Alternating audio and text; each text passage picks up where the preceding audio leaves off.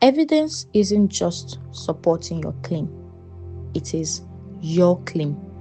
In the eyes of the IRB, what you say must be credible, consistent, and supported by independent documentation wherever possible.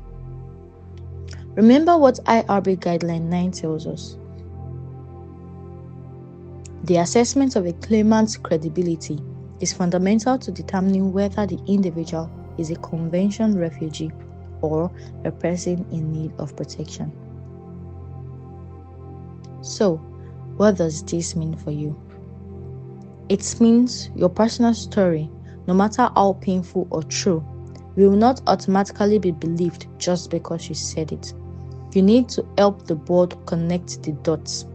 That's why documents matter, photos matter, handwritten witness statements matter, timeline reports, WhatsApp chats, medical records, country condition articles, police affidavits, or verified reasons for their absence.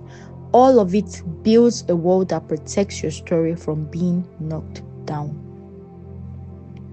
Canada's Immigration and Refugee Protection Act, IRPA, Section 96 and 97, defines who qualifies for protection. But the IRB doesn't just ask, do you qualify? They ask, can we trust what you're saying? That's why you've probably heard of something called the burden of proof. It's not on the IRB to prove your story is false. It's on you, the claimant, to prove your story is true. And here's the thing, they don't need legal proof like in court. The IRB clearly says in their own rules, from the Weighing Evidence Appendix A. The IRB is not bound by legal or technical rules of evidence and may admit evidence that would not be admissible in court. So, what are they looking for? They are looking for evidence that is credible, something that can reasonably be believed, relevant, connected to your specific fear or claim, material, significant enough to affect the decision, probative, helpful in proving or disproving something important.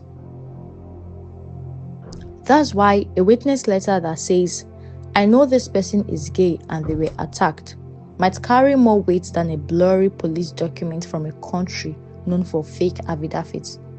And that's also why we created Adeboyelash Incorporated's third-party verification document, because we know what Canada considers trustworthy. And we don't want your story to be dismissed because your country's paperwork can't be verified. This is also where the credibility declaration form comes in, not just as a formality, but to help the IRB know from the very beginning that you are standing by your story in full honesty. You are not hiding, you are not confused, you are clear, and you are willing to defend your truth. Because once the IRB accepts you as credible, the law shifts in your favor. And don't forget this final point from IRB's evidence rules. The IRB may base its decision on any evidence it considers credible and trustworthy in the circumstances of the case. That's a powerful line because it means you have power. If you bring forward evidence that is clear, honest, timely, and personal, the board can use it, even if it's not formal, legal, or stamped by a court. So, no more assuming that just talking well at the hearing will save your case. No more hoping your lawyer will sort it out. No more delaying your timeline because you are not ready. You get ready now. You start building now. And we will help you piece by piece until your evidence tells the truth louder than your voice ever could.